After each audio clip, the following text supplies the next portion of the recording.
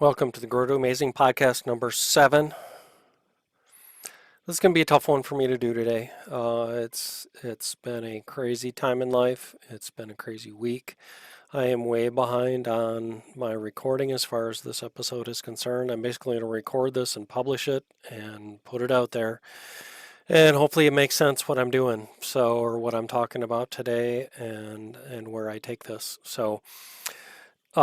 Just kind of an update on where things are at with us. We are in the process of getting to transition to living full time in a fifth wheel camper and kind of traveling around this country. And in my copious spare time, when I'm not working and when I'm not helping to take care of our boys, we're planning and booking campsites all around the country and trying to get close to visiting some family over the next 9 months to a year.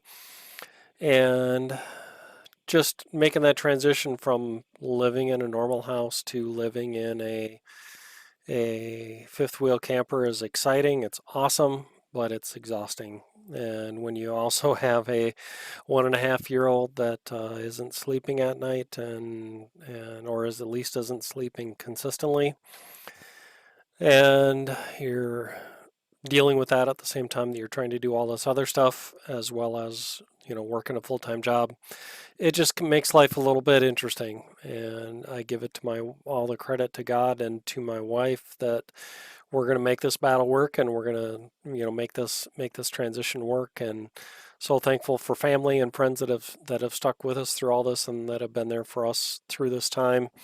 But we're going to get there. But that's just all kind of combined to mean that I was supposed to record this episode probably a week ago. It's now Thursday, March 11th. This episode is going to get published on Friday, March 12th. And so it is what it is. I'm going to do my best with this topic. And there's a lot of things to go through here. There's no way that I can do the book that I'm going to review today. There's no way I can really do it justice in the amount of time that I'm going to take for it. I'm not going to hit all of it. I'm just going to hit some highlights. And I'm just going to do the best job that I can to talk about this book and the impact that it's had on my life. And the book that we're talking about today is Jordan Peterson's 12 Rules for Life. And that is a book that covers his first 12 tenets on making your life a better place to live for you and the people around you and the people involved in your life, and just setting the stage for what it takes for you to become a better person and a better member of society.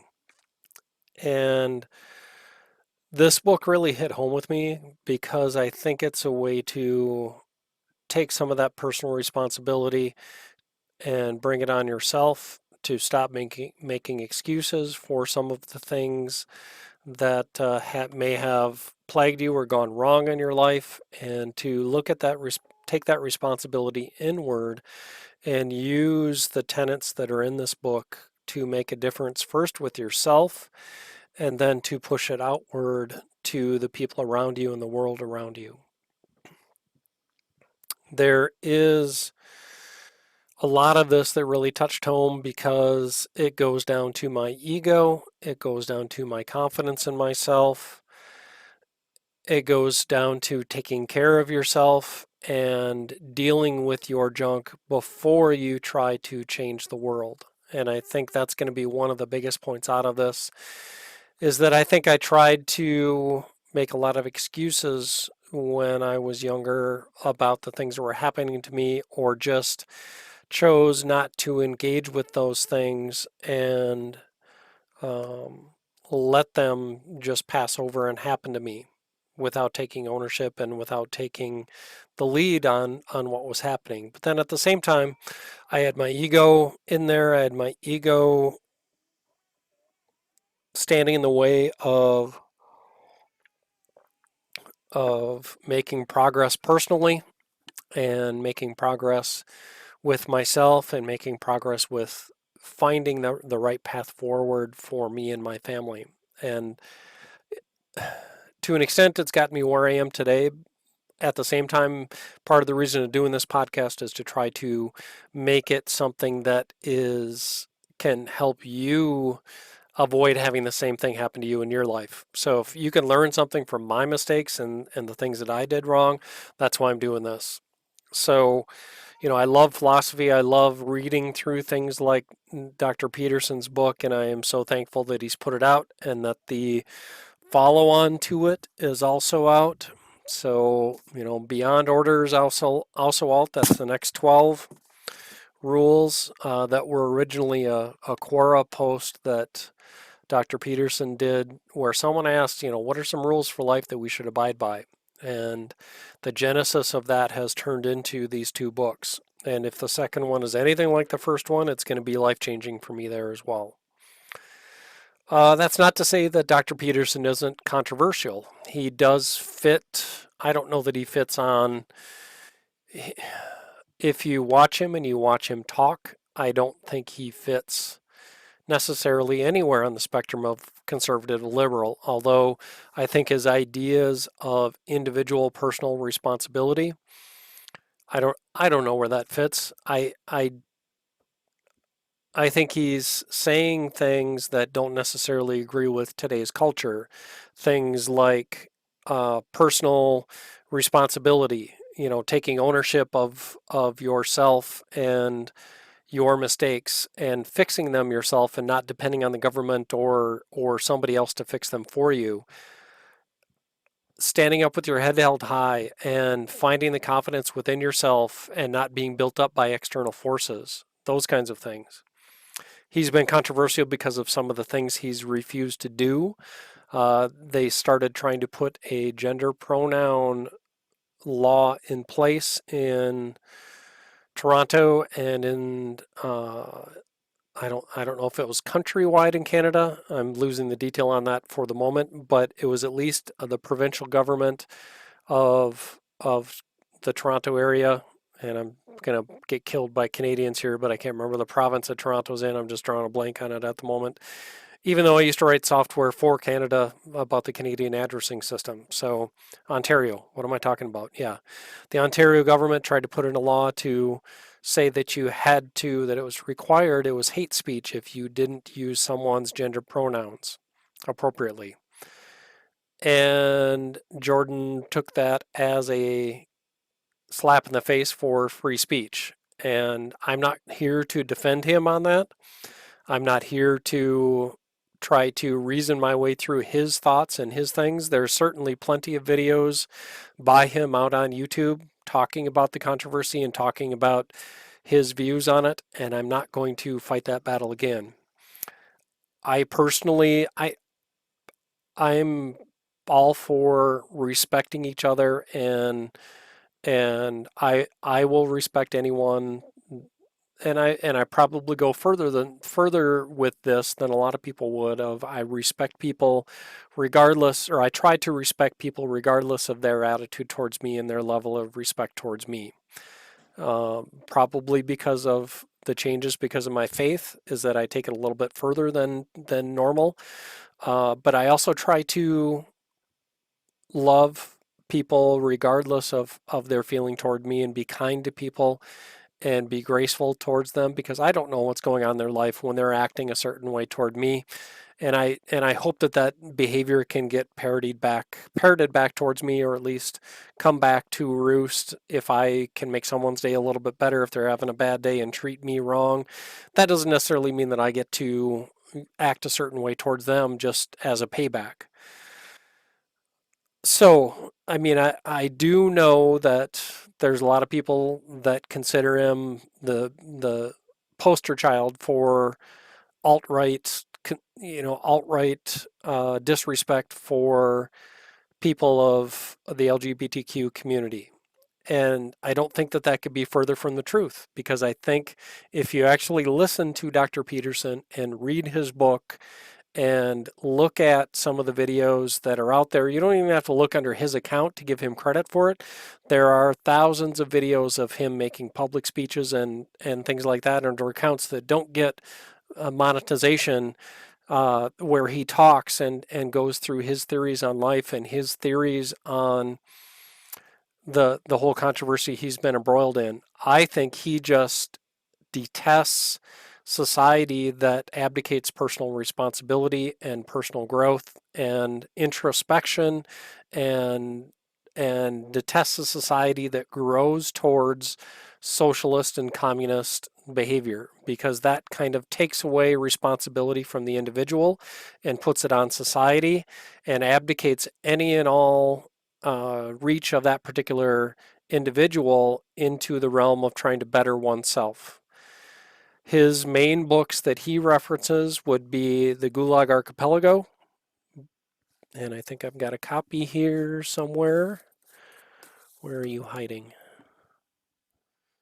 I know I've got it, but by Solzhenitsyn, and that is one of the seminal works that he always references about the Soviet state, about how it turned on the people through a process of groupthink and a process of group indoctrination, turned people that had not done anything to anybody and turned them into enemies of the state, and basically had millions of people executed in the Soviet Union. And if you don't think that that can happen today in today's society, I think it's happening on both sides of the aisle with politics the way they are today. People are polarized like nothing else, both on the left and the right. And I don't think that that's something that is going to change anytime soon. I wish it would. I wish people would take a step back and realize that there is a way for us all to get along. We may not agree. We're not going to agree. We don't have to agree. But just like any other day and time, if we choose to respect each other and love each other and give each other grace, we can understand our differences and work through our differences. Does that mean that we're not going to see things where the Democrats are trying to advance an agenda? No, that's still going to happen, but it would be nice. And the same things happen with the Republicans over the years. So, I mean, I'm not going to beat this to death, but the point is that we're not even involving each other. We're not even talking to each other. We're not even respecting necessarily one another, with a few notable exceptions of people. And it's got some, at some point it's got to stop. And I'd like to think that Dr. Peterson's book would be part of that, if people would take the time to read it and look at it and understand it, then we would get a little bit further along in life. So I'm going to read a little bit from the introduction of the book, and then we'll kind of dig down into it later in more depth. And I'm not going to hit, the first book is the first 12 rules. I'm not going to hit all 12 of those. I'm going to hit the most important ones to me, and we'll talk through those. So I am going to get philosophical. So, and Dr. Peterson is the first one to say that he understands his ideas by talking about them. So you'll hear him talking through his ideas, testing theories, and this book is a lot like that. So it's a hard read. It can be a hard read. It can take you a few times going through a section to really understand, and he tries to hit all angles of a particular idea, but I think that's a good thing. So ideologies are simple ideas disguised as science or philosophy that purport to explain the complexity of the world and offer remedies that will perfect it.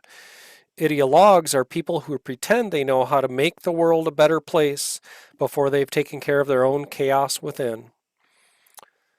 That's hubris, of course, and one of the most important themes of this book is set your house in order first, and Jordan provides practical advice on how to do this.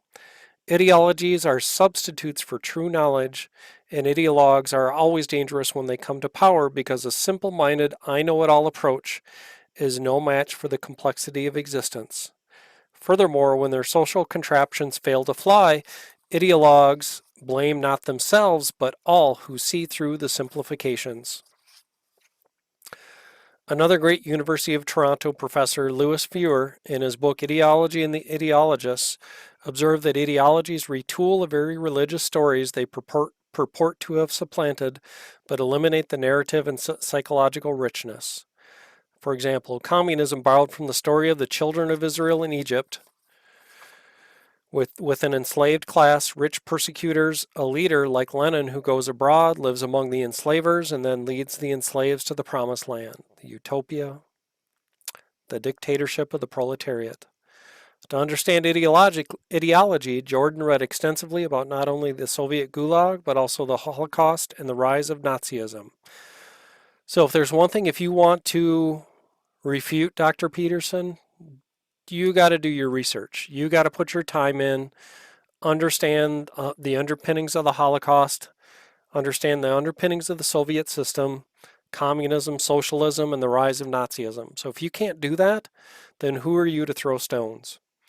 I had never before met a person both born Christian and of my generation who was so utterly tormented by what happened in Europe to the Jews and who had worked so hard to understand how it could have occurred.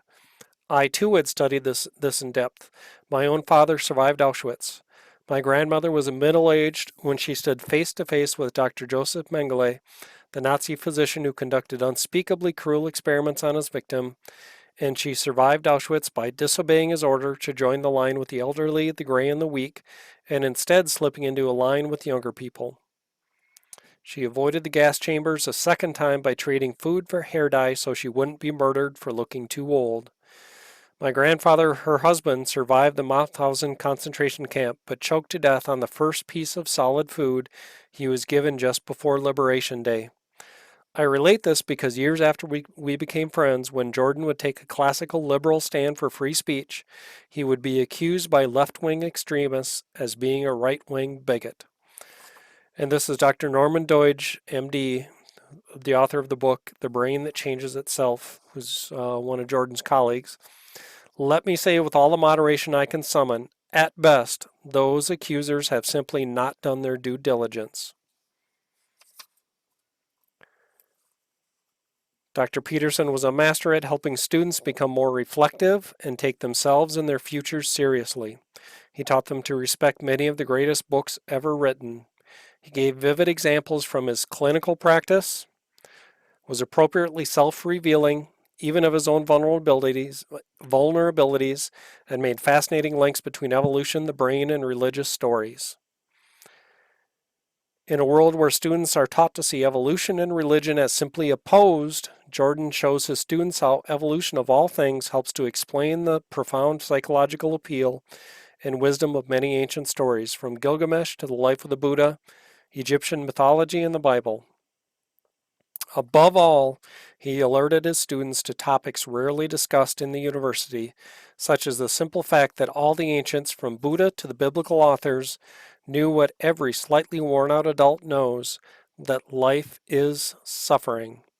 If you are suffering or someone close to you is, that's sad, but alas, it's not particularly special.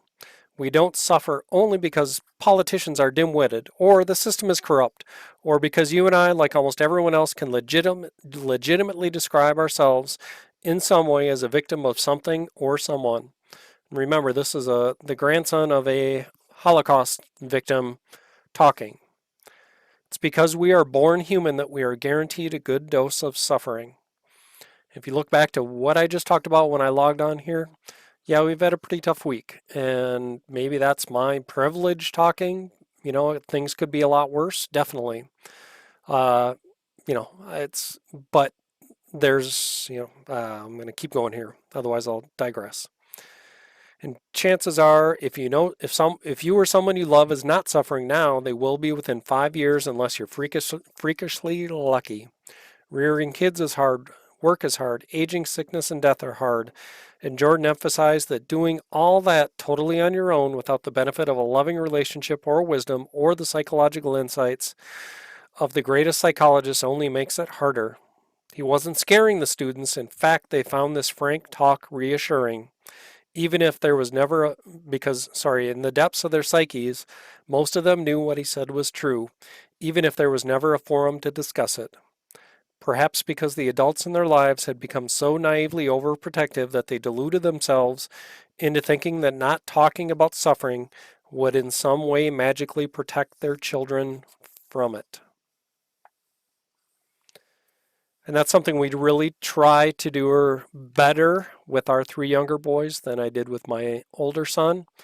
And I think I got better with that as Adam grew up, my oldest, but was trying to let them fail and not doing too much for them.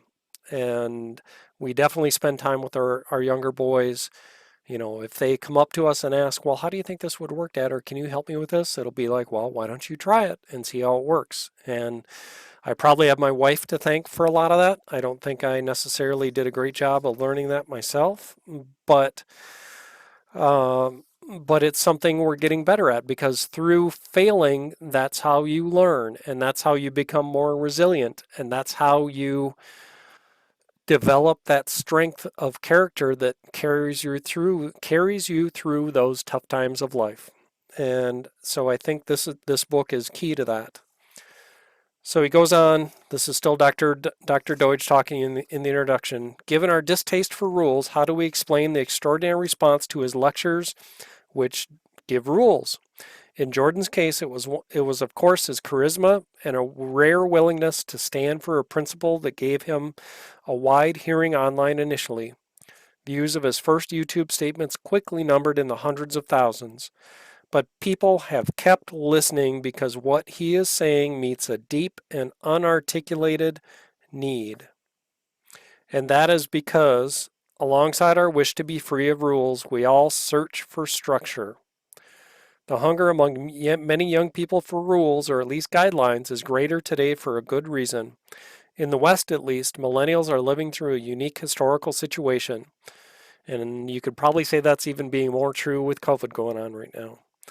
They are the first generation to have been so thoroughly taught two seemingly contradictory ideas about morality simultaneously at their schools, colleges, and universities by many in my own generation. The first idea or teaching is that morality is relative, at best a personal value judgment. Relative means that there's no absolute right or wrong in anything. Instead, morality and rules associated with it are just a matter of personal opinion or happenstance, relative or related to a particular framework such as one's ethnicity, one's upbringing, or the culture or historical moment one is born into. Nothing but an accident of birth. So, today the postmodernist left makes the additional claim that one's group morality is nothing but its attempt to exercise power over another group. Oh my gosh, how often do we hear that? Me being a white male, I'm exerting my privilege for talking about another white male's book. So the decent thing to do is to show tolerance for people who think differently, who come from different backgrounds. That emphasis on tolerance is so paramount that for many people, one of the worst character flaws a person can have is to be judgmental. And since we don't know right from wrong or what is good, just about the most inappropriate thing an adult can do is give a young person advice about how to live. And so a generation has been raised untutored in what was once called aptly practical wisdom, which guided previous generations. Millennials often told they have received the finest education available anywhere, have actually suffered a form of serious intellectual and moral neglect. And I think that can be a lot of our helicopter parents. That can be a lot of professors indulging students and indoctrinating them in this shared culpability of our culture, that something is wrong with our culture and that their behavior is excused because of it. He goes on to say, cultivating judgment about the difference between virtue and vice is the beginning of wisdom, something that can never be out of date. So if you haven't, please read Proverbs in the Bible. Go take a look at it. You'll learn a lot. Our modern relativism begins by asserting that making judgments about how to live is impossible because there's no real good and no true virtue. Thus, relativism's closest approximation to virtue is tolerance. Only tolerance will provide social cohesion between different groups and save us from harming each other. So you signal your so-called virtue, telling everyone how tolerant, open, and compassionate you are, and wait for the likes to accumulate.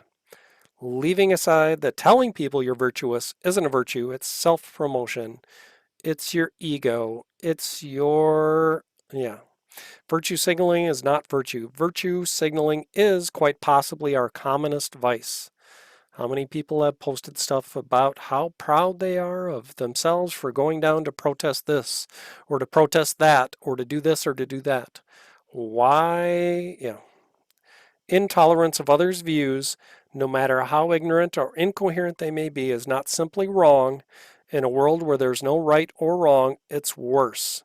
It's a sign you are embarrassingly unsophisticated or quite possibly dangerous.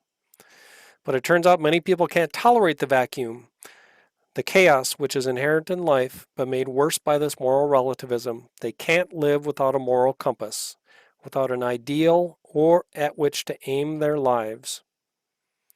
And I think that's where this book comes in, is to try to help you frame that moral compass and to frame that the moral values within yourself to help you understand where you stand and what you believe and what is right and what is wrong. At least it's a start on it. I think Dr. Peterson would be the first to say it's not everything. It's a fragment of what you need. You need to study and you need to look inside yourself and develop an idea of what you believe and what you look at and go from there. So,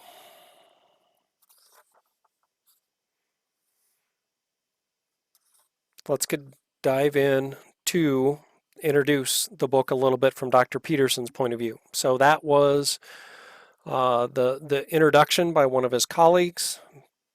So from the perspective of Dr. Peterson, a shared cultural system stabilizes human interaction, but it is also a system of value, a hierarchy of value where some things are given priority and importance and others are not.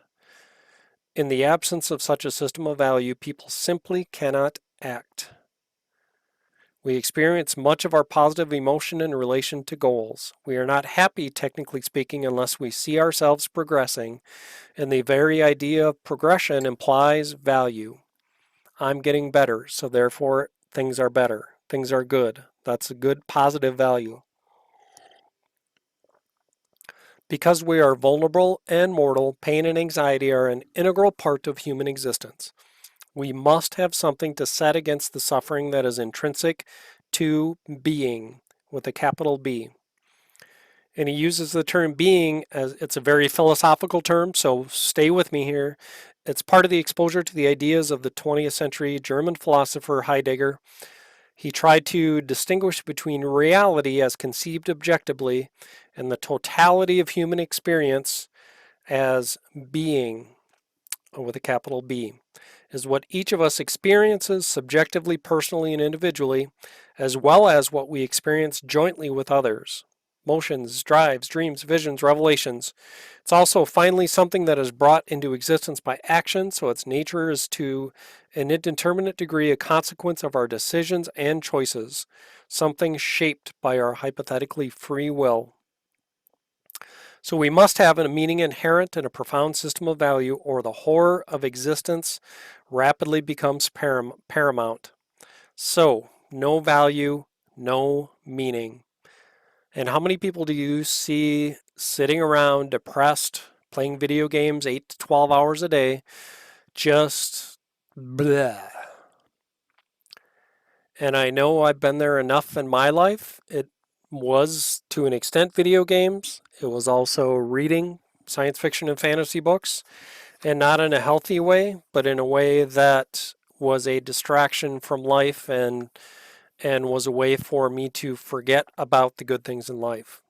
You would not have caught me 10 years ago reading a book like this. And in fact, when my wife and I met, she read a lot of self-help books and was working on improving herself a lot. And I laughed at the number of books she had versus the number of fiction books on my bookshelves. And I think it's fair to say that that content has shifted in my library in the last 5 years. So it took a while for her to sneak through to me, or to get through to me, but it definitely got there eventually. So, like I said, there's 12 rules altogether in this book. I think we're probably going to cover 6 at most in this particular in this particular podcast. We'll see if we want to go do more of them in the future. Rule number one. So we're going to hit each of these rules. We're going to talk about them a little bit, give you a little bit of the impact that it's had on me, and kind of talk through things from there. So rule number one, stand up straight with your shoulders back. And the first sentence, if you're like most people, you don't often think about lobsters unless you're eating one. However, these interesting and delicious crustaceans are very much worth considering. Their nervous systems are comparatively simple, with large, easily observable neurons, the magic cells of the brain. So scientists have been able to map their chemistry and their biology with a high degree of accuracy and skill. So we start talking. This chapter introduces what's called a dominance hierarchy, and it goes through different animals like lobsters, wrens, but chickens, songbirds, things like that. Chickens, like suburbanites, live communally. Songbirds, such as wrens, do not, but they still inhabit a dominance hierarchy. It's just spread out over more territory. The wiliest, strongest, healthiest, and most fortunate birds occupy prime territory and defend it. So if a contagious avian disease sweeps through a neighborhood of well-stratified songbirds, it is the least dominant and most stressed birds occupying the lowest rungs of the bird world who are most likely to sicken and die. This is equally true of human neighborhoods when bird flu viruses and other illnesses sweep across the planet. The poor and stressed always die first and in greater numbers. They are also much more susceptible to non-infectious diseases such as cancer, diabetes, and heart disease. When the aristocracy catches a cold, as it is said, the working class dies of pneumonia. Because territory matters and because the best locales are always in short supply, territory seeking among animals produces conflict. Conflict, in turn, produces another problem: how to win or lose without the disagreeing parties incurring too great a cost. But let me step back for just a second. And that talk of the bird flu viruses and other, it's obviously true in COVID today, where we're seeing that the brunt of the worst effects of COVID are being borne by low income and disadvantaged classes. Am I trying to say that we don't do anything to help them improve and do better? Of course not. We can do more. We can try to make sure that there are vaccines available for those that want it. We can try to make sure that there's medicine more equitably distributed and that healthcare is available. At the same time, people have to work the jobs that they have to work. Not everybody can be a software consultant. Not everyone can be the president of a division of a manufacturing company. Not everyone can be a work from home telecommuter. Somebody has to go into a factory to cut meat. Somebody has to go into a manufacturing plant to build cars, things like that. And those kinds of things, it's a tough job to get into. There's not a lot of people necessarily that want to work those jobs and work that hard. And they can be dirty jobs, they can be tough jobs. I mean, who wants to clean out a sewer line? Not me. But somebody's got to do it, and somebody's got to pay somebody to do it. And it doesn't necessarily mean it's going to be a high paying job. But there is a hierarchy, there's a stratification. We can't burn that stratification down. We can't pay everybody the same. But we can try to make life a little bit better as we go. Like he says, conflict in turn produces another problem: how to win or lose without the disagreeing parties incurring too great of a cost. So I'm definitely not reading all of this book. You've got to go through and understand everything, at a much greater detail than what I'm going through here. So he's got a great story in here about two lobsters meeting in conflict with each other in a fight over territory. And it's just very interesting to see this. So I'm going to actually I wasn't going to read it, but I'm going to. But if the two lobsters are very close in size and apparent ability, Sometimes there's a obvious, when two lobsters meet in conflict, there's an obvious winner and loser before they even start. And but sometimes they're not. If they're very close in size and apparent ability, they'll proceed to dispute resolution level 2 with antennae whipping madly and claws folded downward. One will advance and the other retreat.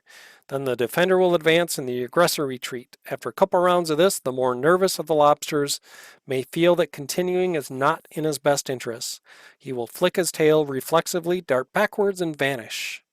If neither blinks, however, the lobster moves to level 3, which involves genuine combat. They'll come at each other viciously, claws extended to grapple. They'll try to flip the other on its back. A successfully flipped lobster will conclude that its opponent is capable of inflicting serious damage. It generally gives up and leaves. If neither can overturn the other, they move to level 4. Doing so involves extreme risk and is not something to be engaged in without forethought. One or both will emerge damaged from the ensuing fray, perhaps fatally. They'll advance with increasing speed. Claws are open so they can grab a leg, antenna, eye stalk, or anything exposed and vulnerable. They'll grab something, tail flick backwards sharply. Their claw clamp firmly shut and try to tear it off. There is typically a clear winner and loser. The loser is unlikely to survive, particularly if he or she remains in the territory occupied by the winner, now a mortal enemy. In the aftermath of a losing battle, regardless of how aggressively a lobster has behaved, it becomes unwilling to fight further, even against another previously defeated opponent.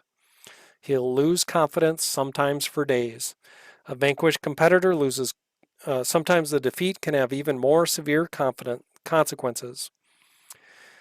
If a dominant lobster is badly defeated, its brain basically dissolves. Then it grows a new subordinate's brain, one more appropriate to its new lowly position.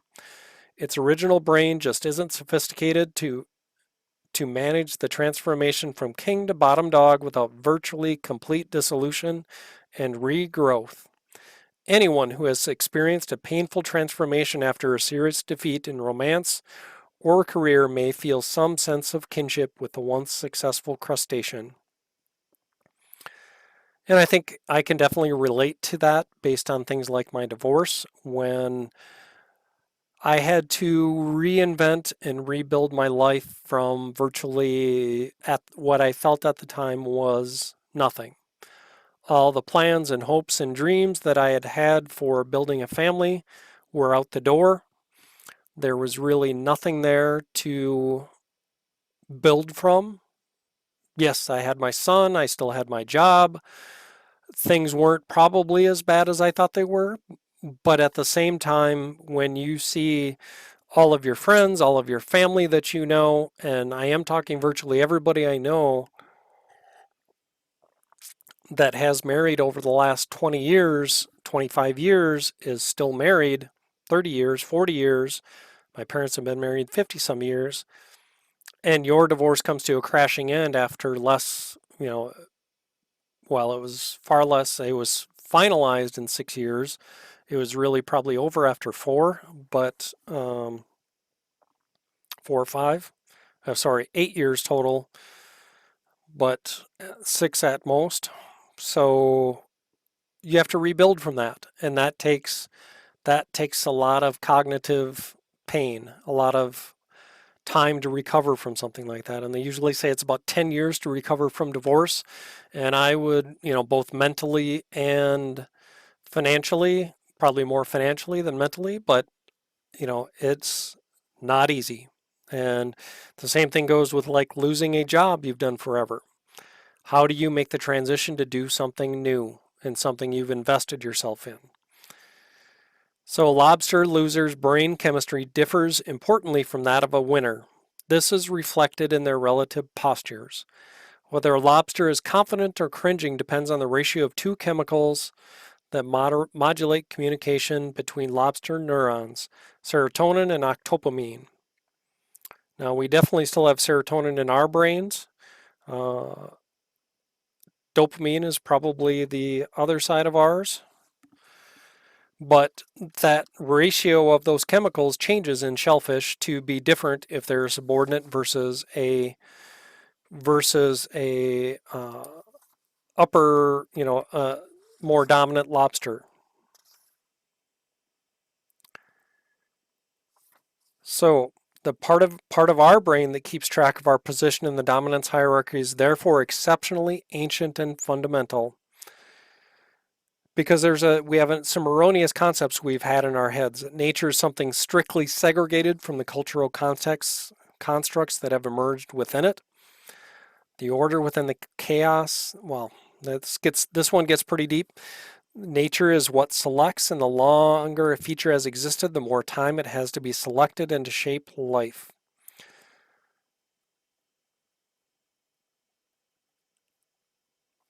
So, from the point of that, you've got to kind of think about that. Nature is something strictly segregated from the cultural constructs that have emerged within it.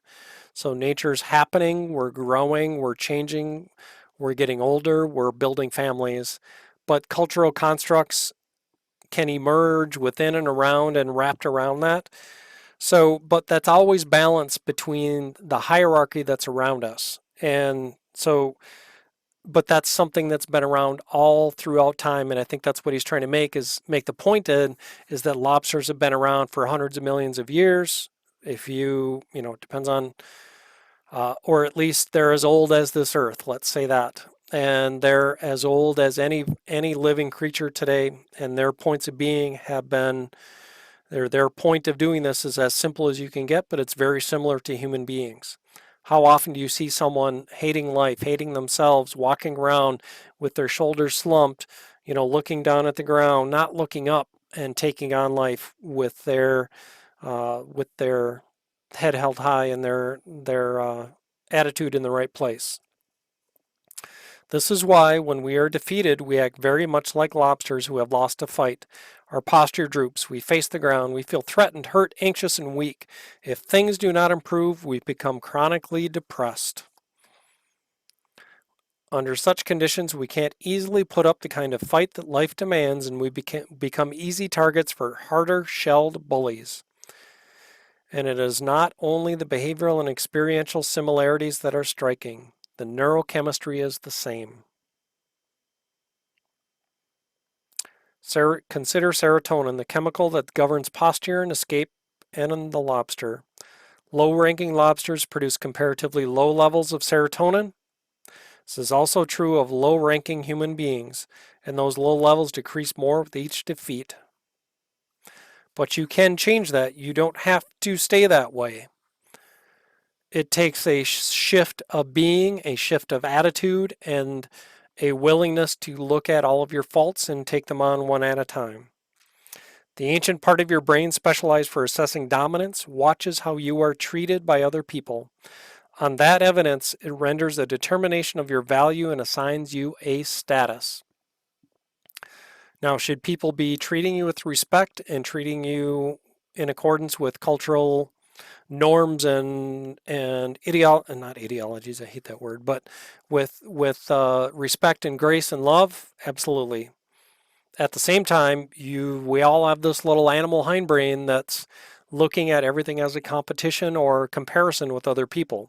And don't tell me you don't have it, because I know that you do. Everybody does.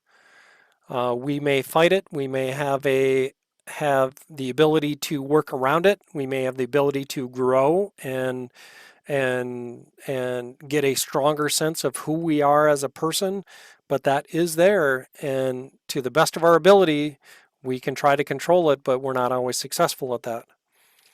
So when operating at the bottom, the ancient brain counter assumes that even the smallest unexpected impediment might produce an uncontrollable chain of negative events, which will have to be handled alone, as useful friends are rare indeed on society's fringes. So you'll continually sacrifice what you could otherwise physically store for the future, using it up on heightened readiness and the possibility of immediate panicked action in the present. When you don't know what to do, you must be prepared to do anything and everything in case it becomes necessary. Doesn't that sound exhausting? Doesn't that just sound self-defeating and agonizing? The ancient counter will even shut down your immune system, expending the energy and resources required for future health now during the crises of the present. It will render you impulsive so that you will jump at it, for example, at any short term mating opportunities or any possibilities of pleasure, no matter how subpar, disgraceful, or illegal. It'll leave you far more likely to live or die carelessly for a rare opportunity at pleasure when it manifests itself. The physical demands of emergency preparedness will wear you down in every way. And I know things like meth addiction and drug addiction are a tragedy. How many of those could we deal with if people had a sense of self that gave them the strength to be stronger and deal with their junk before they tried to turn to something like drugs to make themselves feel better, to weaken their systems, to weaken themselves, and to pull themselves down to the point where the only thing they feel they can do to make themselves happier is to get another hit. And that it's not going to do anything to do anything, it's not going to do any good to do anything else because I suck and I'm a loser. And I think even myself, when I was going through the divorce and then shortly thereafter was laid off from my job, had that sense of strong being and not morality, not high status either, but strong status and sense of self-worth. I think I had that beaten down as well inside my own head and just didn't feel that I was worth as much as I truly was as a person. So I let it all get to me. I had placed a lot of value in both my marriage and my job, and let my ego control who I was. And when all that came crashing down, there was really nothing left. And so I turned to things like reading or pornography or just unhealthy behaviors, eating and drinking and doing all kinds of other things that didn't need to be done to make myself feel better, when actually all I did was really make me feel more like shit. So uh, so if you have a high status, on the other hand, the counter's cold pre-reptilian mechanics assume that your niche is secure, productive, and safe, and that you're well buttressed with social support. It thinks the chance that something will damage you is low and can be safely discounted. Change might be opportunity instead of disaster. The serotonin flows plentifully. This renders you confident and calm, standing tall and straight and much less on constant alert. Because you're positioned secure, the future is likely to be good for you. It's worthwhile to think in the long term and plan for a better tomorrow. You can delay gratification without foregoing it forever. You don't need to grab impulsively at whatever crumbs come your way because you can realistically expect good things to remain available. You can afford to be a reliable and thoughtful citizen. And we can all see those pictures. I mean, for many people, it may be a lie that they're projecting to the outside world of that confidence and not power, but they're confident and calm, standing tall and straight. That goes a long way in today's society. It doesn't have to be cockiness. That's not what I'm saying it is at all. It's confidence, it's grace, it's feeling faith and strength in yourself. And in my case, in my relationship with God, to understand where I need to take things in my life. So, and I'm not saying I'm here all the way with this either. The body, with its various parts, needs to function like a well-rehearsed orchestra. Every system must play its role properly and at exactly the right time, or noise and chaos ensue. They must be turned into stable and reliable habits so they lose their complexity and gain predictability and simplicity. So things like working out, exercise, eating schedules, sleeping schedules, and that's a big part of what's been my tough one lately is the sleep schedule with Jackson. God, I love him, but boy, you need to sleep. And uh, So sleep, exercise, routine. So it's for such reasons that I always ask my clinical clients first about sleep. Do they wake up in the morning at approximately the time the typical person wakes up and at the same time every day? If the answer is no, fixing that is the first thing I recommend. Doesn't matter if they go to much if they go to bed at the same time, but what time you get up matters. And I think, yeah, it was one of my bad habits definitely when I wasn't doing well was I could sleep, till 9, 10 o'clock in the morning, or I had no consistent morning routine other than getting Adam out the door for school and rushing to get myself ready to go. The thought of getting up at 6 a.m. to read and study for an hour was not even on my radar scope. I mean, it wouldn't happen. I wasn't working out in the morning. I wasn't anything.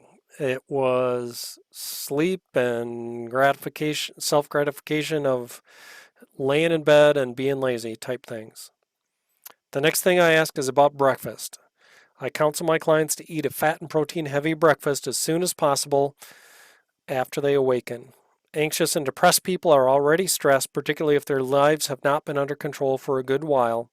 Their bodies are therefore primed to hypersecrete insulin if they engage in any complex or demanding activity. If they do so after fasting all night and before eating, the excess insulin in their bloodstream will mop up all their blood sugar. Then they become hypoglycemic and psychophysiologically unstable all day. Their systems can't be reset until after more sleep. So, food, eating, and eating the right things, along with sleep, a good consistent morning routine.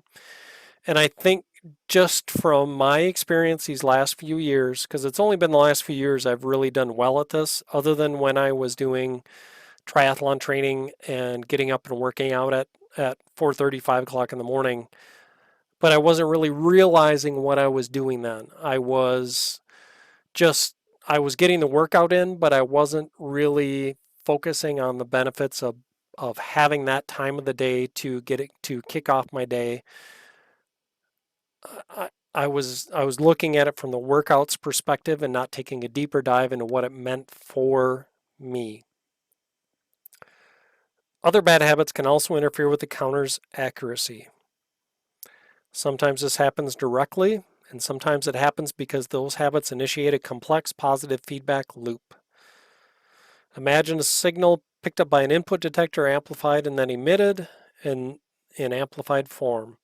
The trouble starts when the input detector, well, he doesn't have a real good example for that in here, but a lot of people have been subject to the deafening howls of feedback at a concert when the sound system squeals painfully. So you get that feedback loop going positive to negative.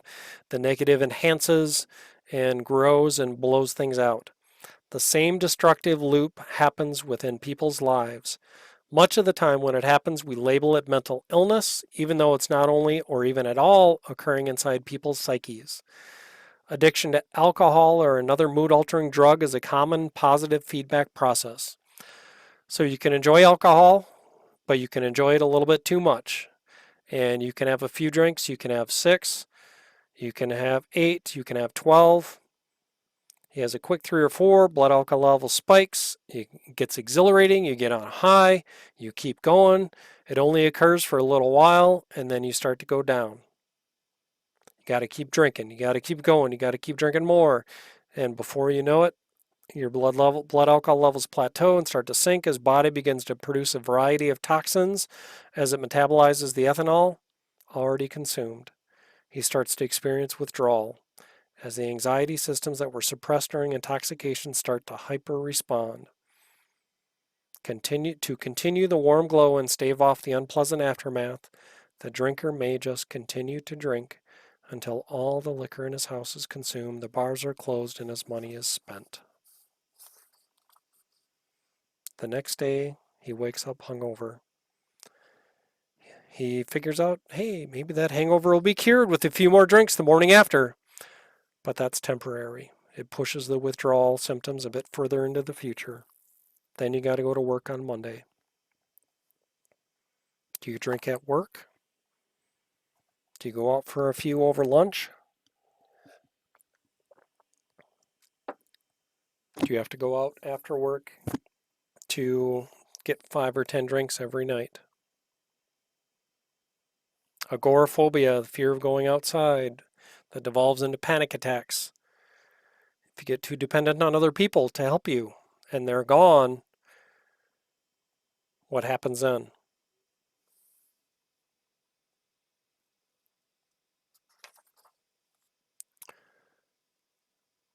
So, how do you rise up? How do you turn that into something more positive?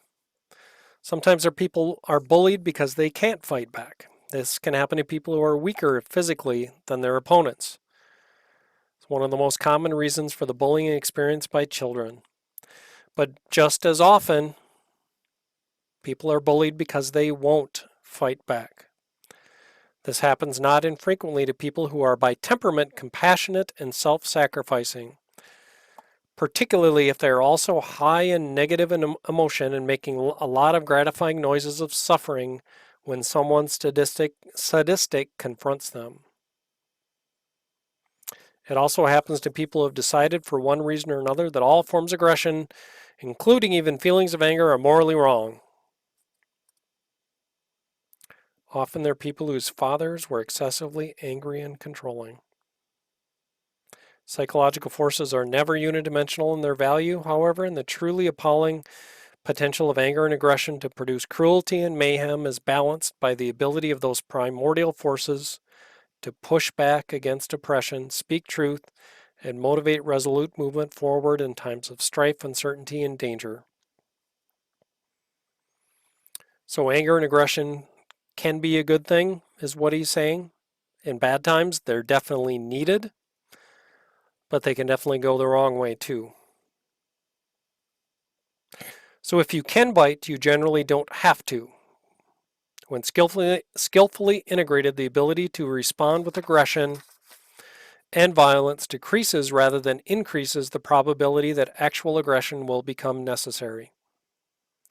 If you say no early in the cycle of oppression and you mean what you say, then the scope for oppression on the part of the oppressor will remain properly bounded and limited. The forces of tyranny expand inexorably to fill the space made available for their existence. And that's why you need to train yourself. That's why self-defense classes. That's why you need to understand how to take care of your family, yourself, your children, and defend them and teach them to defend themselves and stand up for themselves. I did a lot of self-defense training back in college. I want to do much, much, much, much more. And I want to teach my boys and my wife what it means to take care of themselves.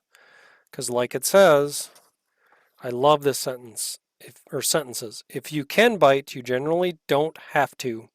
When skillfully integrated, the ability to respond with aggression and violence decreases rather than increases the probability that actual aggression will become necessary. Now, he doesn't mention statistics or he doesn't talk about, a study that's looked at this and gone through this, but it's true. I've seen it. I've seen it happen. I've seen it. You can see it backfire too, uh, where you're going to meet somebody that's going to either be drunk or stoned or doesn't, crazy off their rocker, doesn't understand that you are there to defend your family and that it's going to happen. But at the same time, it is a way of confidence of addressing your family and the world to say, I am going to care for my family no matter what. And that is usually something people can sense about you.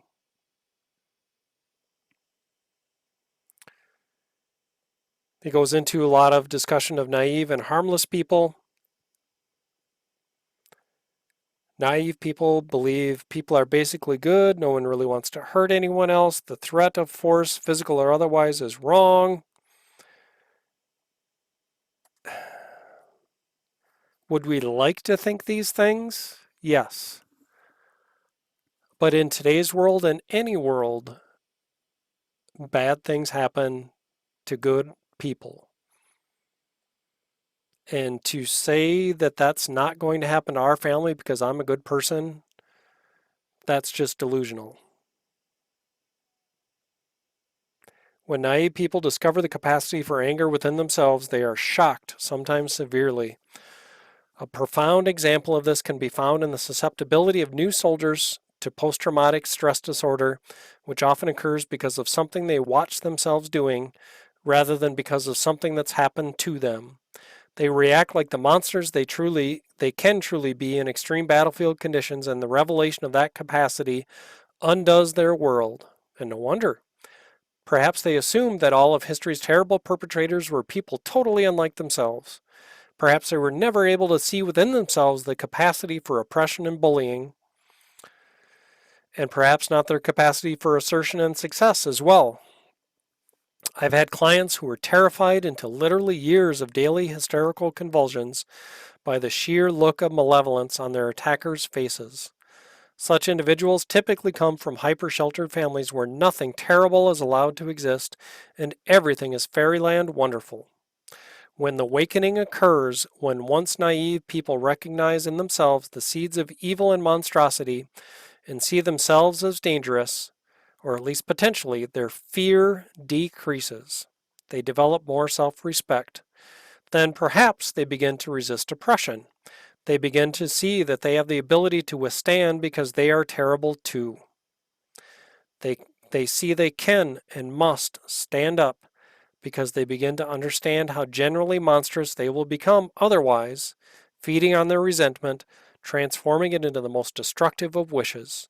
To say it again, there is very little difference between the capacity for mayhem and destruction integrated and strength of character. There's very little difference between the capacity for mayhem and destruction integrated and strength of character. So it takes the ability to step outside of your comfort zone and be strong individually. And that can be similar to things that can cause you angst and I'm not saying that right. I don't think I'm saying that right at all. They see they can and must stand up because they'll begin to understand how generally monstrous they will become otherwise, feeding on their resentment, transforming it into the most destructive of wishes. So they're at a tipping point. They're at a point where they have to decide which way are they going to go. Are they going to go down the destructive path, or are they going to take the bull by the horns and win? And I think that's why you see, not that you don't see Navy SEALs and Army Rangers or Delta Force guys with PTSD. You don't see as much of it, I don't think, as you see in the general infantry, because those soldiers that went that extra step to be a Navy SEAL or a Green Beret are all volunteers. They knew that that violence would be a part of their lives and expected it and wanted to prove themselves on that island and in that crucible. So they generally they respect the monster and I'm not even going to, I don't know if monster is the right word. They respect the capability within themselves to cause mayhem and destruction and respect the society that gives them the freedom to do that when called upon by their nation. But they also understand the limitations that need to be placed on that and the way that that needs to work to function correctly within society. So I don't know if I've said that quite right. At the same time, I think we see with general infantry in the Army that aren't as prepared for something like gunfights and gun battles and up close taking of human life, as prepared as they can be from their training, That's not the same thing as pointing a rifle between somebody's, at somebody and taking their life and seeing their head explode. If you're not prepared for that type of experience, you can go one of two ways. And like he said, they can see it they'll often recall it as looking at themselves from the outside. And I think the reason that this section is so strong for me is because I think that's the way that I felt for much of my life when I was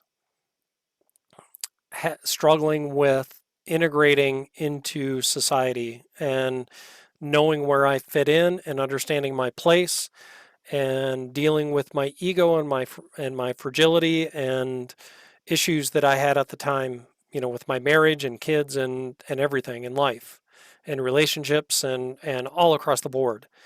Is that I always felt, and I know that I told this to my counselor, that I was looking at myself from the outside experiencing life, that I was watching myself doing these things. And it's not like I've got some kind of split personality thing going on. It's that it just didn't feel real to me. So maybe you're a loser, and maybe you're not, but if you are, you don't have to continue in that mode. Maybe you just have a bad habit. Maybe you're even just a collection of bad habits. It's not necessarily appropriate now to keep your poor posture. Circumstances change. If you slump around with the same bearing that characterizes a defeated lobster, people will assign you a lower status. Circumstances change, and so can you. Start your own positive feedback loop. If your posture is poor, for example, then you'll feel small, defeated, and ineffectual. If you present yourself as defeated, then people will react to you as if you are losing. If you start to straighten up, then people will look at and treat you differently. To stand up straight with your shoulders back is to accept the terrible responsibility of life with eyes wide open. It means deciding to voluntarily transform the chaos of potential into the realities of habitable order. So you're stepping out, you're taking a chance, you're going for it. Fake it till you make it is part of that is part of this whole thing. It's not faking it, but it's to take a new perspective and a new look at life. To stand up straight with your shoulders back means building the ark that protects the world from the flood, guiding your people through the desert after they've escaped tyranny. It means shouldering the cross that marks the X. It means casting dead, rigid, and too tyrannical order back into the chaos in which it was generated. So attend carefully to your posture. Quit drooping and hunching around. Speak your mind. Put your desires forward as if you had a right to them, at least the same right as others. Walk tall and gaze forthrightly ahead. Dare to be dangerous. Thus emboldened, you will embark on the voyage of your life. Let your light shine, so to speak, on the heavenly hill and pursue your rightful destiny. So I hope that's chapter 1, and that's a great way to start off. Okay, and I'm going to move on to the second rule. I think rule 1 with stand tall, good posture. I try to live that all the time. I think you could probably see at the beginning of this podcast that I wasn't, and I definitely struggle with that at times of, how do you stand up? How do you be tall when you feel like the world's got you by the throat? And the answer is you just do it. It's you set aside the exhaustion, set aside the tiredness, and take a deep breath. Take 5 minutes to pray. Take 5 minutes to meditate. Whatever it takes for you to reset your bearing and get back after it and go. Life is too short to not do this. And I think I'm actually only going to get through 3 rules. Otherwise, I'm going to be here all night, literally talking. Rule 2, treat yourself like someone you are responsible for helping. And the subtext is, why won't you just take your damn pills? Imagine that 100 people are prescribed a drug. Consider what happens next. 1/3 of them won't fill the prescription. Half of the remaining 67 will fill it, but won't take the medication correctly. They'll miss doses. They might not even take it at all. Physicians and pharmacists tend to blame such patients for their noncompliance, inaction, and error. You can lead a horse to water, they reason. You just can't make him drink. Psychologists take a dim view of such judgments. We are trained to assume that the failure of patients to follow professional advice is the fault of the practitioner, not the patient. Well, can the practitioner give them advice that will make them more likely to follow it? Maybe, maybe not. Now, one of the talks about kidney transplantation in here a little bit. You have to take anti-rejection drugs. Most people are happy to accept the trade-off of increased longevity versus taking those drugs. They still suffer the effects of organ rejection despite the existence and utility of these drugs. It's not because the drugs fail. It's more often because those prescribed the drugs do not take them, which beggars belief. Dialysis is no picnic, and we have a friend that's had to do that until she got a kidney transplant. Transplant surgery has long waiting lists, is high risk and great expense. To lose all that because you don't take your medication, how could people do that to themselves? How could this possibly be? It's complicated, to be fair. Many people who receive a transplant organ are isolated or beset by multiple physical health problems. They may be cognitively impaired or depressed, may be unemployed or with a family crisis. They may not entirely trust their doctor or understand the necessity. Maybe they can barely afford it and ration them. But, and this is the amazing thing, imagine that it isn't you who feels sick. It's your dog. So you take him to the vet. The vet gives you a prescription. What happens then? You have just as many reasons to distrust a vet as a doctor. If you cared so little for your pet that you weren't concerned with what improper, substandard, or error-ridden prescription he might be given, you wouldn't have taken him to the vet in the first place. Thus, you care. Your actions prove it. In fact, on average, you care more. People are better at filling and properly administering prescription medication to their pets than to themselves. That, as an understatement, is not good. Even from your pet's perspective, it's not good. Your pet loves you and would be happier if you took your medication. It's difficult to conclude anything from this set of facts except that people appear to love their dogs, cats, ferrets, and birds more than themselves. What could it be about people that makes them prefer their pets to themselves? He goes back into the creation story and talks about that for a while, about chaos and order within the world. But I'm going to skip forward a little bit. So we return, you have to, and he talks about building your own personal heaven and immortality being something you must earn. I'm not going to go through all the philosophical debate that he has with himself earlier in the book. But to do that, to move forward in life, you may have to eternally sacrifice the present for the future, put aside pleasure for security. In short, you'll have to work. So why would someone buy your prescription medication for his dog and then so carefully administer it when he would not do the same for himself? Now you have the answer derived from one of the foundational texts of mankind. Why should anyone take care of anything as naked, ugly, ashamed, frightened, worthless, cowardly, resentful, defensive, and accusatory as a descendant of Adam? We're not worthy. I'm not worthy. God has condemned me to die. So even if that thing, that being, is himself. And we're not excluding women with this phrasing either. Both Adam and Eve were kicked out of the garden. You're bad enough as other people know you, but only you know the full range of your secret transgressions, insufficiencies, and inadequacies. No one has more reason to hold you in contempt, to see you as pathetic, And by withholding something that might do you good, you can punish yourself for all your failings. A dog is harmless, innocent, unself-conscious dog is clearly more deserving.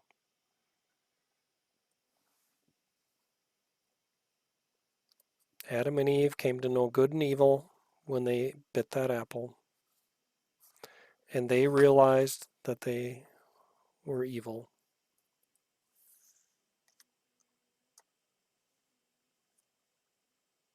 If we wish to take care of ourselves properly, we would have to respect ourselves, but we don't because we are, not least in our own eyes, fallen creatures.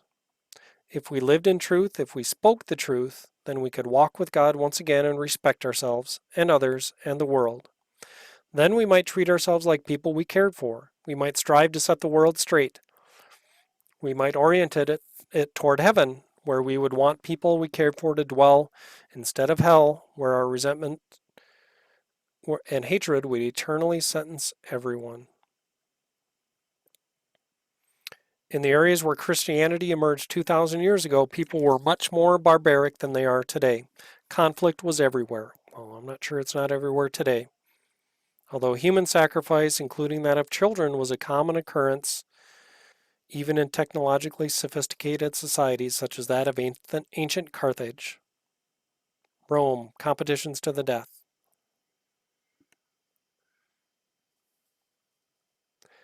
But such the cynicism that makes that opinion that a universal truism. Well, wait a minute. Let me back up a little bit more. Another problem has arisen, which is perhaps less common in our harsher past. It's easy to believe that people are arrogant and egotistical and always looking out for themselves. The cynicism that makes that opinion a universal truism is widespread and fashionable, but such an orientation of the world is not at all characteristic of many people. They have the opposite problem. They shoulder intolerable burdens of self-disgust, self-contempt, shame, and self-consciousness. Thus, instead of narcissistically inflating their own importance, they don't value themselves at all, and they don't take care of themselves with attention and skill. It seems that people often don't really believe they deserve the best care, personally speaking.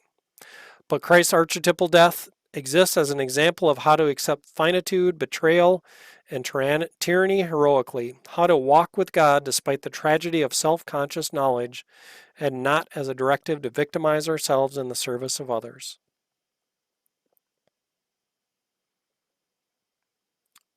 So do you believe that you deserve to get better?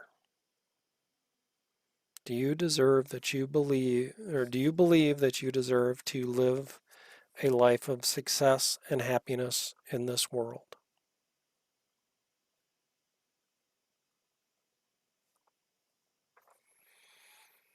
To read something. I learned two very important lessons from Carl Jung, the famous Swiss depth psychologist, about doing unto others as you would have them do unto you, or loving your neighbor as yourself. The first lesson was that neither of these statements has anything to do with being nice. The second was that both are equations rather than injunctions. If I'm someone's friend, family member, or lover, then I am morally obliged to bargain as hard on my own behalf as they are on theirs. If I fail to do so, I'll end up a slave and the other person a tyrant. What good is that? It's much better for any relationship when both partners are strong. And I'll say I was weak in my first marriage. I didn't hold up my end of the bargain. I didn't really know myself. I didn't know what I wanted to be, do, say, talk. I didn't have principles that I lived by. As Jung points out, this means embracing and loving the sinner who is yourself as much as forgiving and aiding someone else who is stumbling and imperfect. So love your neighbor as yourself. Do you really do that? Do you actually know what it means to truly love yourself and be happy with yourself? Do you understand what it takes to pull someone up by the bootstraps because that's what you would want them to do for you? Can you take that step to be there when your friends call you at 2 o'clock in the morning wanting and needing your help.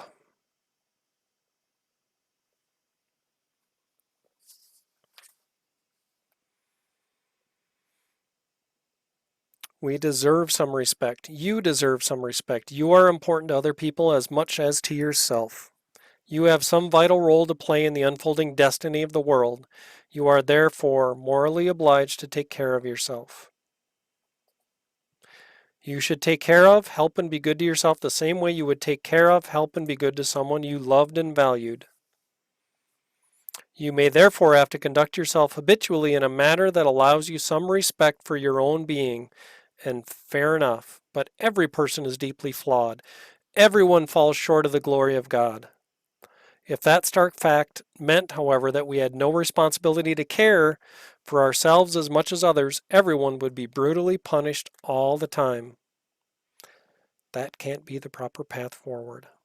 To treat yourself as if you were someone you are responsible for helping is instead to consider what would be truly good for you. This is not what you want. It's not what would make you happy. Every time you give a child something sweet, you make that child happy. That does not mean you should do nothing for children except feed them candy. You need to get them to brush their teeth. You got to teach them what failure means and how to bounce back. You got to sit there and play catch with them, talk to them, listen to them, teach them how to be strong. You must help a child become a virtuous, responsible, awake being capable of full reciprocity, able to take care of himself and others, and to thrive while doing so. You need to consider the future. Why would you think it is acceptable to do anything less for yourself? What might my life look like if I were caring for myself properly? What career would challenge me and render me productive and helpful so that I could shoulder my share of the load and enjoy the consequences? What should I be doing when I have some freedom to improve my health, expand my knowledge, and strengthen my body? You must determine where you're going so you can bargain for yourself so that you don't end up resentful, vengeful, and cruel. You have to articulate your own principles. You must discipline yourself carefully. There goes that discipline thing again. Discipline equals freedom. Read Extreme Ownership by Jocko Willink and Leif Babin. Don't underestimate the power of vision and direction. You must keep the promises you make to yourself and reward yourself so you can trust and motivate yourself. Strengthen the individual. Start with yourself. Take care of yourself. Define who you are. Refine your personality. Choose your destination and articulate your being. Nietzsche once said, "He whose life has a why can bear almost any how." Do you know what your why is? Start by treating yourself as if you were someone you were responsible for helping.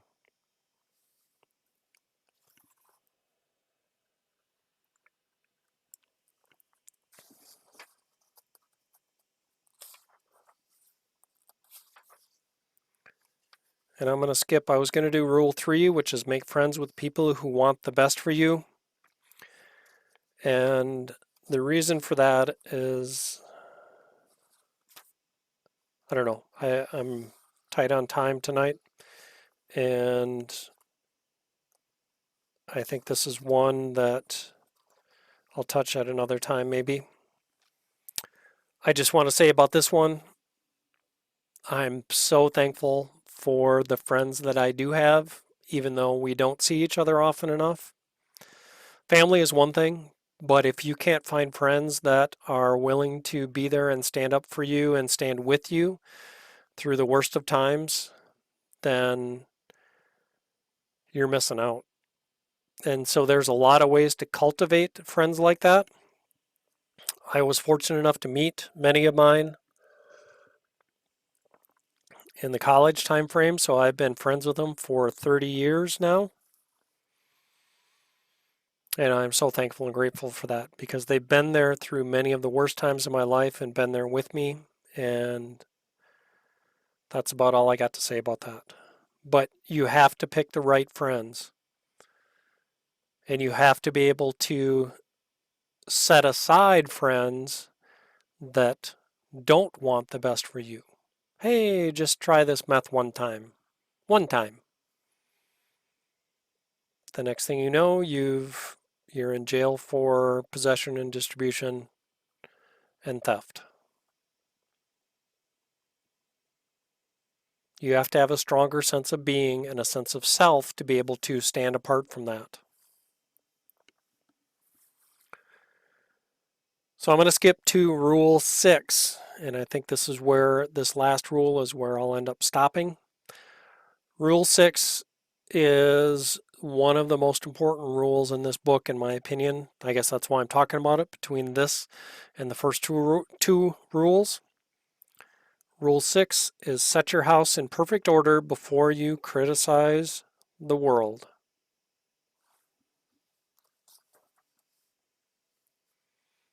Life is in truth very hard. Everyone is destined for pain and slated for destruction. If you haven't noticed, we don't make it out of this world alive.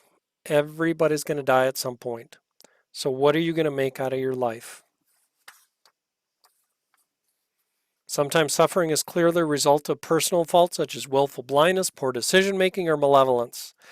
In such cases, when it appears to be self-inflicted, it may even seem just. People get what they deserve, you might contend. That's cold comfort, however, even when true. Sometimes if those who are suffering change their behavior, then their lives would unfold less tragically. But human control is limited. Susceptibility to despair, disease, aging, and death is universal. In the final analysis, we do not appear to be the architects of our own fragility. Whose fault is it then? People who are very ill will inevitably find themselves asking this question, whether they are religious believers or not. The same is true of someone who finds his shirt sleeve caught in the gears of a giant bureaucracy, who's suffering through a tax audit or fighting an interminable lawsuit or divorce. And it's not only the obviously suffering who are tormented by the need to blame someone or someone for the intolerable state of their being. Even Leo Tolstoy had a good example of suffering in life. A religious man might shake his fist in desperation at the apparent injustice and blindness of God. Even Christ himself felt abandoned before the cross, or so the story goes.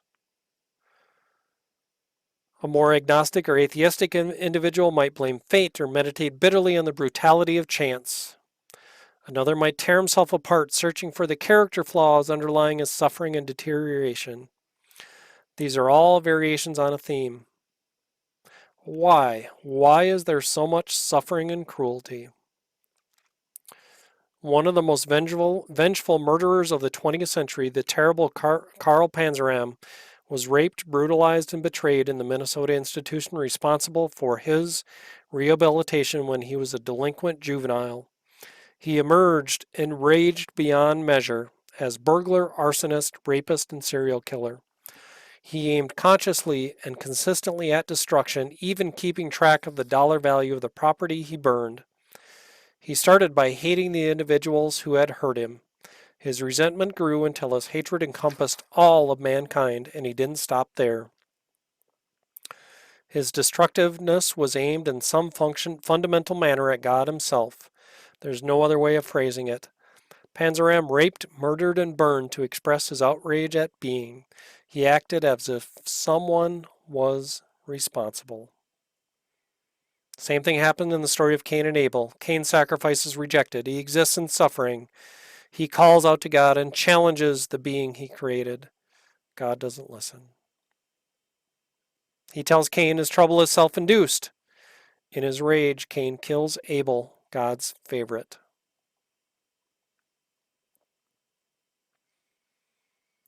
Panzeram's response was perfectly understandable. The details of his autobiography reveal that he was one of Tolstoy's strong and logically consistent people. He was a powerful, consistent, fearless actor. He had the courage of his convictions. How could someone like him be expected to forgive and forget given what had happened to him? Truly terrible things happen to people. It's no wonder they're out for revenge. Under such conditions, vengeance seems a moral necessity. But people emerge from terrible past to do good and not evil, although such an accomplishment can seem superhuman. You don't have to take that right turn down the path of evil. People can put an end to all of that. You can stop drinking. You can stop hating.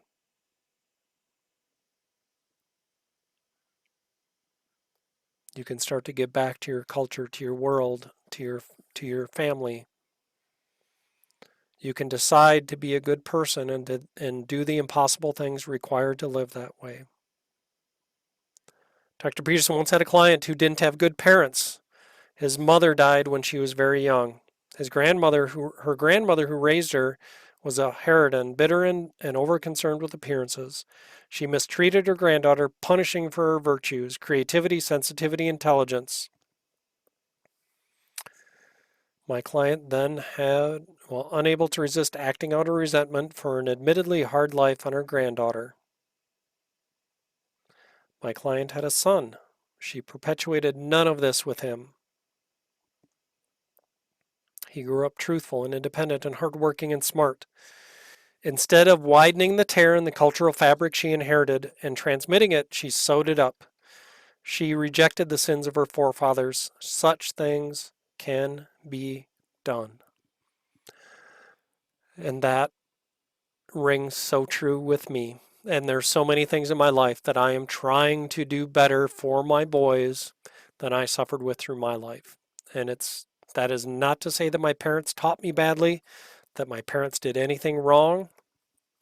I think we're all walking a little bit further on this path every time, with every generation that comes along. But it's something that we all have our weaknesses. We all have our places where we fall short. And do we inflict those on the younger generation? Do we make them a copy of ourselves? Or do we try to better ourselves and teach them to be better than we were?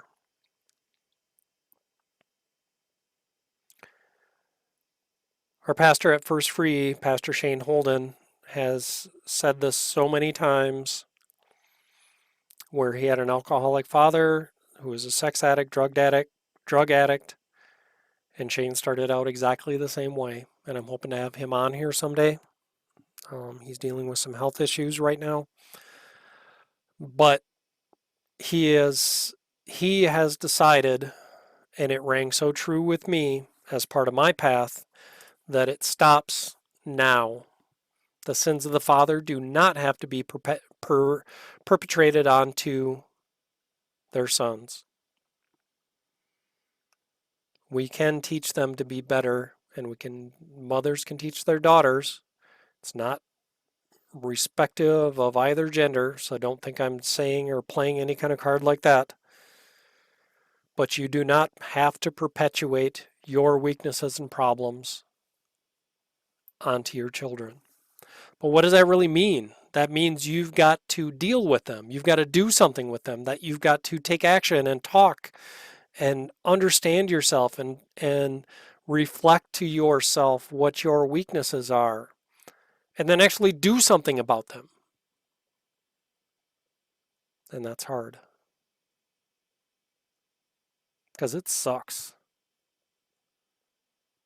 Bringing all my junk out into the light of day for God and my wife and everyone to see. Some of the things I've said on here, on this podcast, good God, please help me.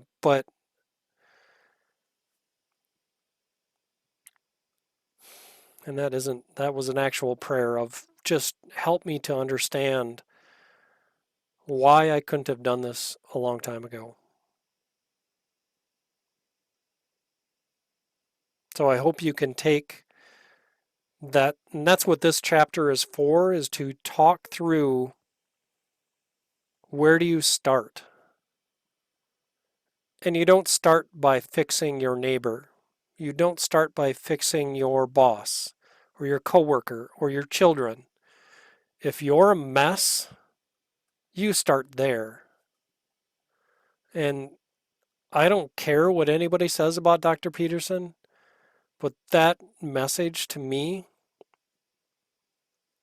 encapsulates so much of what is wrong with society is that people are not looking at themselves and understanding where they go fall short before they're out playing the virtue card and virtue signaling and canceling everything under the sun on both sides of the aisle where that goes.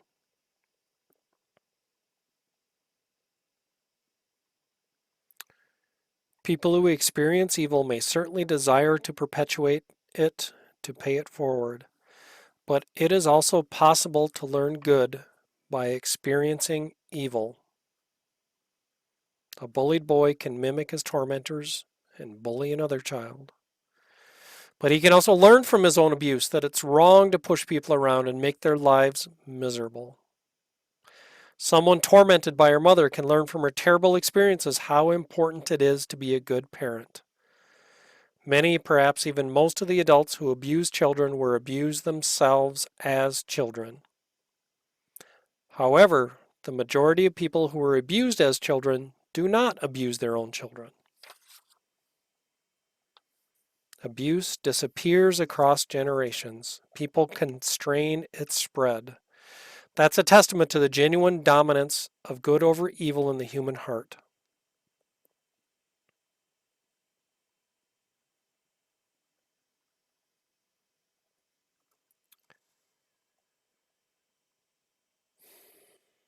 And he references Alexander Solzhenitsyn and his Gulag archipelago and his time in the Soviet labor camps. Solzhenitsyn had cause to curse God. He was arrested, beaten, thrown into prison by his own people, struck by cancer, could have been resentful and bitter, lived in brutal conditions in Siberia. Vast stretches of his precious time were stolen from him and squandered. Job himself barely had it as hard. But the great writer, the profound, spirited defender of truth, did not allow his mind to turn toward vengeance and destruction. He opened his eyes instead. He contemplated the behavior of the people he encountered who comported themselves nobly under horrible circumstances. Then he asked himself the most difficult of questions. Had he personally contributed to the catastrophe of his life? If so, how? He remembered his unquestioning support of the Communist Party in his early years. He reconsidered his whole life. How many times had he missed the mark in the past? How many times had he acted against his own conscience, engaging in actions he knew to be wrong? He pored over the details of his life with a fine-tooth comb. He asked himself a second question and a third. Can I stop making such mistakes now? Can I repair the damage done by my past failures now? He took himself apart, piece by piece, let what was unnecessary and harmful die, and resurrected himself. Then he wrote the Gulag Archipelago, a history of the Soviet prison camp system. One man's decision to change his life, instead of cursing fate, shook the whole pathological system of communist tyranny to its core, because that one book is probably what eventually led to the Soviet Union crumbling.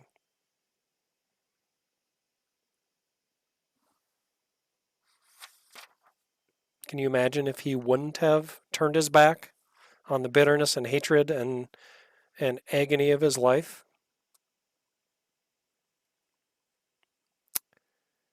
Things fall apart in life. It happens. We build structures to live in. We build families and countries and states. We abstract the principles upon which these structures are founded and formulate systems of belief. But success makes us complacent. We forget to pay attention. We take what we have for granted. We turn a blind eye. We fail to notice things are changing or that corruption's taking root, and then everything falls apart. Is that the fault of reality or of God? Or do things fall apart because we've not paid sufficient attention? A hurricane is an act of God, but failure to prepare when the necessity for preparation is well known, that is sin.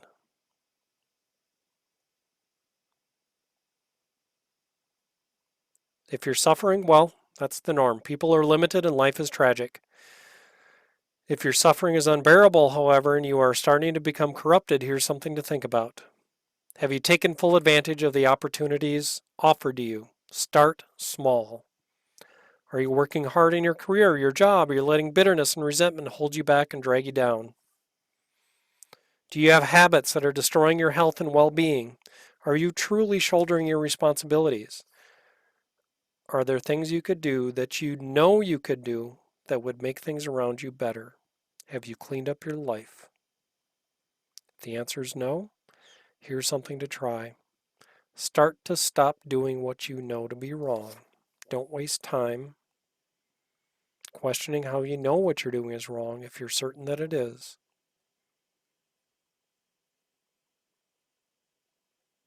So simply stop when you apprehend, however dimly, that you should stop. Stop acting in that particular despicable manner. Stop saying those things that make you weak and ashamed. Say only those things that make you strong. Do only those things that you could speak of with honor. And I like to think that that's been one of the big changes for me is would I do and say the same things with my wife standing next to me?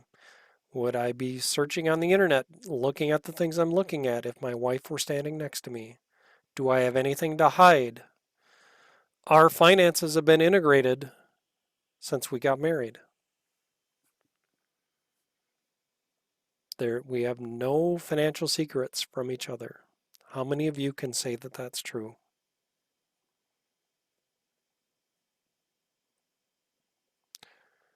Don't reorganize the state until you've ordered your own experience. Have some humility.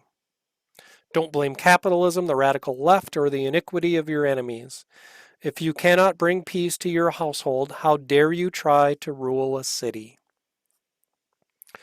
When you're at work, you'll begin to say what you really think. You'll start to tell your wife, your husband, your children, your parents what you really want and need. When you know that you have left something undone, you'll act to correct it. You'll then begin to discover new, more subtle things that you're doing wrong. It's a self-perpetuating process of kind of like an infinite progression that you can set in motion. Stop doing those things too. After some months and years of diligent effort, your life will become simpler and less complicated. Judgment will improve. You'll untangle your past. You'll become stronger and less bitter. You will move more confidently into the future. Perhaps your uncorrupted soul will then see its existence as a genuine good, as something to celebrate, even in the face of your own vulnerability. Perhaps you'll become an ever more powerful force for peace and whatever is good.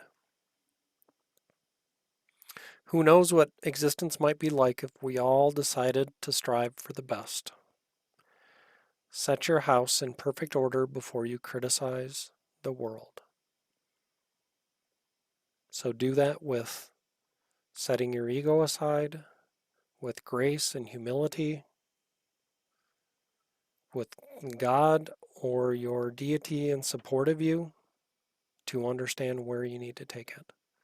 It is a process, it's a way of improving yourself, but you are worth it. How could you change your life and your family's lives if you decided today to make something better and be better?